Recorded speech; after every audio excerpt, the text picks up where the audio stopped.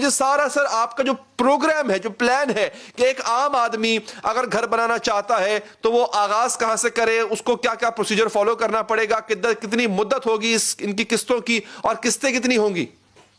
अगर कोई शख्स ये लोन लेना चाहता है तो वो अपने नजदीक तरीन किसी भी बैंक की किसी भी ब्रांच के अंदर वो जाकर उनके पास जाए और वहां जाकर वो कहे कि मैं गवर्नमेंट ऑफ पाकिस्तान की हाउसिंग स्कीम के तहत एक लोन लेना चाह रहा हूं, आप मुझे बताएं कि इसका लोन एप्लीकेशन फॉर्म क्या है, इसको किस तरीके से हासिल किया जा सकता है। तो मुझे बताते हुए बड़ी खुशी महसूस हो रही है कि पाकिस्तान की तमाम बैंकों की तमाम ब्रांचेस जिनकी तादाद तकरीबन 14,000 के करीब है, वो जब वो उनके पास जाएगा, किसी भी ब्रांच के पास जाएगा, तो इन ब्रांचेस में से आधी ब्रांचेस ऐसी हैं जो कि बाकायदा उसकी लोन एप्लीकेशन को लेकर और प्रोसेस करना शुरू कर देंगे, जिनको हम डेजिग्नेटेड ब्रांचेस कहते हैं। और बाकी ब्रांचेस ऐसी हैं, आधी ब्रांचेस ऐसी हैं, 50% ब्रांचेस ऐसी हैं जो कि डेजिग्नेटेड नहीं भी है, लेकिन उनके पास इंफॉर्मेशन सब मौजूद होगी। अब आ जाए लोन एप्लीकेशन फॉर्म। देखिए, हमारे पास जो एक मेन इशू आ रहा था वो नॉर्मली ये होता है कि पाकिस्तान के अंदर जब आप लोन लेना चाह रहे होते हैं तो उसका एप्लीकेशन फॉर्म बड़ा कॉम्प्लिकेटेड होता है, कई पेजेस के ऊपर बना होता है, जिसको भरना भी बहुत मुश्किल होता है एक आम आदमी के लिए। और हम तो खासतौर पर देखें, जो टारगेट कर रहे हैं, जिस आम आदमी की बात कर रहे हैं, वो तो ऐसा भी होगा जिसमें सैलरी तबका भी है, नॉन सैलरी तबका भी है, ऐसा जिसका अपना कोई कारोबार भी है, या इवन जो कॉन्ट्रैक्ट पर काम कर रहा है वो भी इसको अवेल कर सके। तो उसके लिए ये एप्लीकेशन फॉर्म इंतहाई सादा बना दिया गया है और ये तमाम बैंकों पर लागू है। यानी अब कोई भी आप अगर लोन लेना चाहते हैं तो उसके अंदर आपको अपनी कुछ पर्सनल इंफॉर्मेशन देनी पड़ रही होगी कि आपका नाम, आपका CNIC नंबर, आपका एड्रेस क्या है।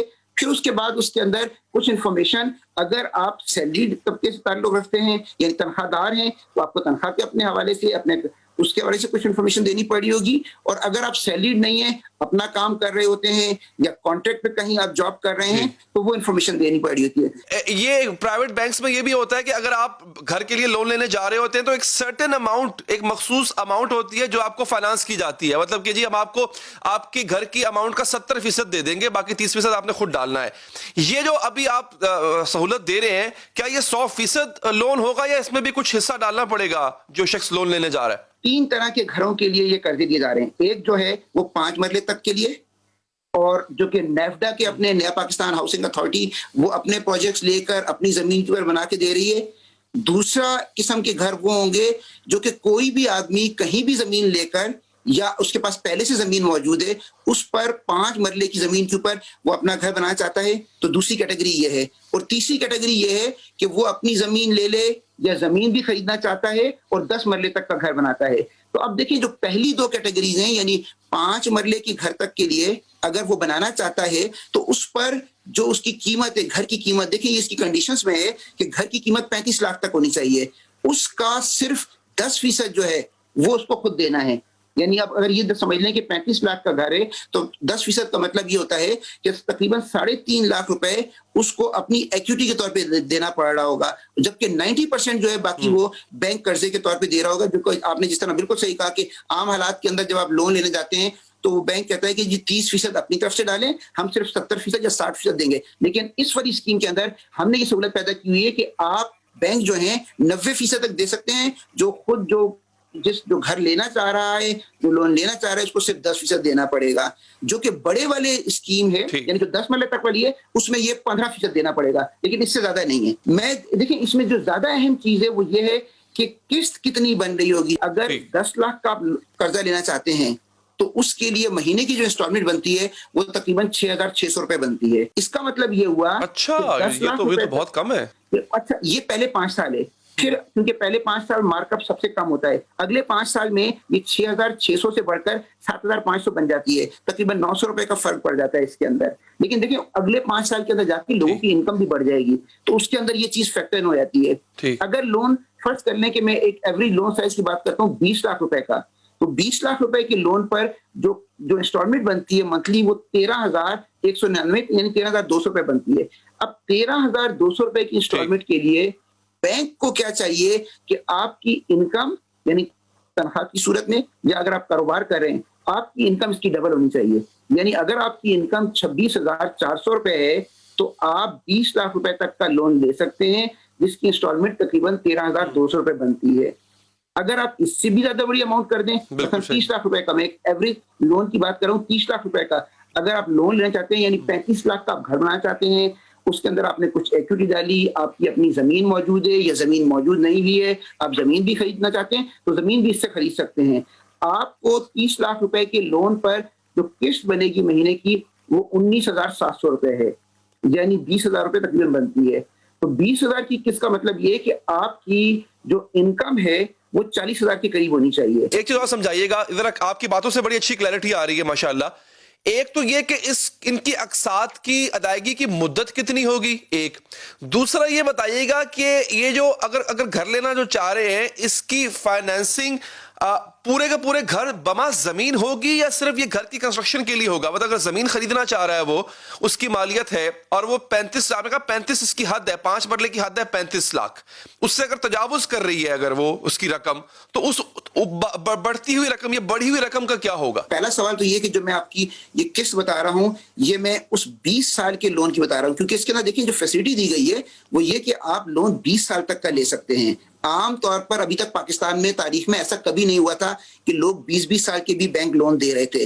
ये गवर्नमेंट ऑफ पाकिस्तान की सब्सिडी स्कीम के अंदर एक तो इसका लोन का टेनर बहुत बढ़ा दिया गया है, 20 साल तक का लोन दिया जा सकता है और 20 साल तक के लोन के अंदर जो ये मैंने अभी आपको इंस्टॉलमेंट बताई थी, ये 20 साल तक के लिए लोन के लिए इंस्टॉलमेंट थी। दूसरा सवाल जो आपने कहा था वो ये कि जमीन भी खरीदी जा सकती है, नहीं, देखिए दोनों ऑप्शन मौजूद हैं। आप अपनी जमीन लें, फिर अगर आप अपनी जमीन ले आएंगे तो और उस जमीन की कीमत अगर आपके इस टोटल घर की कीमत के 10 या 15% से ज्यादा बनता है तो फिर तो आपको इक्विटी देने की भी जरूरत नहीं है, फिर आपको 1 रुपया भी नहीं देना इसके अंदर, क्योंकि वही जमीन जो है वो आपकी इक्विटी के तौर पर ट्रीट हो जाएगी और पूरा का पूरा लोन आपको बैंक दे देगा। अच्छा। और अगर आपके पास, हाँ जी, ये इसके अंदर खूबी है।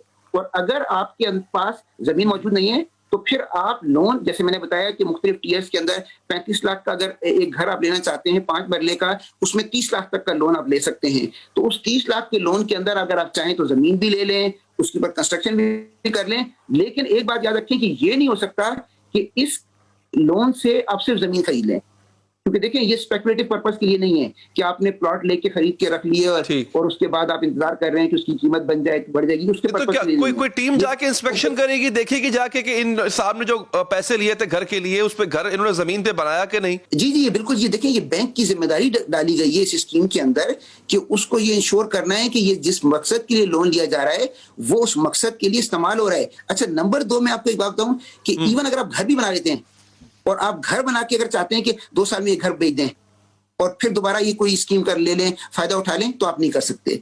इस स्कीम के अंदर ये शर्त रखी गई है कि देखें, पहली, अब मैं बड़ी आपको अहम बात बताना चाह रहा हूं, इससे पहले आपके पास कोई घर ना हो, क्योंकि ये उन लोगों के लिए जिन्होंने जिंदगी में पहली मरतबा अपना घर बनाया होता है। नंबर 2, ये शर्त इसके अंदर ये रखी गई है कि 5 साल तक तो आप इससे जो घर बनाते हैं वो आप बेच भी नहीं सकते, इसलिए कि वरना इस स्कीम के अंदर गवर्नमेंट सब्सिडी पे कर रही है। अगर 5 साल के बाद आपको बेचना भी है तो फिर आपको ये पूरा का पूरा जो कर्जा बाकी बचा होगा ये आपको वापस करना होगा और फिर आपके पास मजीद आप दोबारा इस स्कीम के अंदर फायदा नहीं उठा सकते। तो इसका हमने इसलिए ये रखा है ताकि इसको मिसयूज ना किया जा सके। अच्छा, मैं एक इससे पहले कि आप आगे जाए, मैं एक बड़ी अहम बात बताना चाहता हूँ कि जो आम लोगों को इंटरेस्ट होगा और पता नहीं है आपके नाज़रीन को। देखें, एक तबका तो हो गया तनख्वाहदार, एक तबका हो गया कारोबारी, अब एक तबका और है जिसके पास कोई फॉर्मल इनकम का प्रूफ मौजूद नहीं है। मसलन मैं आपको बताता हूं कि एक सब्जी वाली दुकान है जो कि अभी जो है वो सब्जी की उसकी दुकान है या ठेला है जिसकी इनकम को प्रूफ करने का कोई तरीका मौजूद नहीं है। आज तक पाकिस्तान के अंदर पहली मर्तबा ऐसा किया जा रहा है, इससे पहले नहीं किया गया था, कि इसको कहते हैं कि इनफॉर्मल इनकम, जिसको आप एसेस नहीं कर सकते कि कितनी इनकम है। उसके अंदर एक मॉडल डेवलप किया गया है जिसमें क्या किया जा रहा है कि ऐसे लोग जब अप्लाई करने आएंगे तो बैंक क्या करेगा कि उनके नंबर लेकर, सीएनआईसी नंबर लेकर ये देखा जाएगा, पीटीए से, टेलको से इंफॉर्मेशन ली जाएगी कि ये बंदे अपना कितना मोबाइल फोन इस्तेमाल कर रहे हैं, अभी अगर किसी जगह पे रह रहे हैं किराए के घर के ऊपर तो वहां बिजली का बिल कितना अदा कर रहे हैं। देखिए ये क्या चीजें, ये वो चीज है कि जहां आपको नॉर्मल इनकम अगर आप एसेस नहीं कर सकते, बैंक अंदाजा नहीं कर सकता, तो वो क्या करता है, ये देखता है कि आप कितने अखराजात कर रहे हैं। अगर उसका बच्चा कहीं स्कूल के अंदर पढ़ रहा है तो उस बच्चे की अगर स्कूल की कोई रिसीट है वो रिसीट, बिजली का बिल और ये जो बिजली जो टेलकोज यानी जो मोबाइल में के अंदर वो पेमेंट कर रहा है, कितने का उसने टॉप अप किया, जी। ये इंफॉर्मेशन लेकर इसकी बेस पर एक मॉडल बन रहा है जिससे वो कैलकुलेट करेगा बैंक के, देखें अगर ये इतने अखराजात कर रहे हैं तो उसका मतलब है इनकी इतनी इनकम हो सकती है, और अगर इतनी इनकम हो सकती है तो ये इतने की इंस्टॉलमेंट पे कर सकते हैं। अगर कोई शख्स जाए कर्जा लेने के लिए और उसको बैंक अगर प्रॉपरली एंटरटेन नहीं करता तो वो क्या करे। हमने पूरे पाकिस्तान के अंदर अपनी टीमें जो हैं वो क्या कर रही है, मिस्ट्री शॉपिंग कर रही हैं। अब बड़े हैरान होंगे आप कि मिस्ट्री शॉपिंग क्या है। मेरे लोग जो हैं वो एक माली का भेज बदलकर, एक चौकीदार का भेज बदलकर बैंकों के पास जा रहे हैं और वो कह रहे हैं कि आप हमें ये बताएं कि अच्छा। इस स्कीम के तहत हम कर्जा लेना चाहते हैं। जी, कर्जा लेना चाहते हैं। फिर वो क्वेश्चन करते हैं जो कि एक बाकायदा सर्वे के तहत उनको बनाया गया है। अगर बैंक इस सिलसिले के, इसको मिस्ट्री शॉपिंग कहते हैं, और ये हम पूरे पाकिस्तान में कर रहे हैं ताकि इसका दो मकसद है, एक तो हमें पता हो कि किस बैंक बहुत अच्छी बात, किस ब्रांच बहुत में अच्छी प्रॉब्लम बात। क्रिएट हो रहा है, और दूसरा ये कि अगर हमें जब ये हम बैंकों को बताते हैं, बाकायदा हम बैंकों को बता रहे हैं कि आपकी इस ब्रांच के अंदर देखें लोगों को इन्फॉर्मेशन ही नहीं है, उन्होंने बैनर्स नहीं लगाए हुए, उन्होंने बोर्ड नहीं लगाए हुए, तो फिर हम उन ब्रांचेस को बता रहे हैं ताकि हम उसके खिलाफ कार्रवाई कर सकें। इसके अलावा मैं आपको एक नंबर जरूर दे देता हूं, 021-111 ठीक 727-273। ये स्टेट बैंक का नंबर है। अगर उसके बावजूद भी किसी शख्स को इसमें कोई मुश्किल पेश आए तो आप इस नंबर पे कॉल करके हमें बता सकते हैं, या पाकिस्तान के स्टेट बैंक के 15 ऑफिस मौजूद है, आप किसी भी जगह जाएं और वहां जी।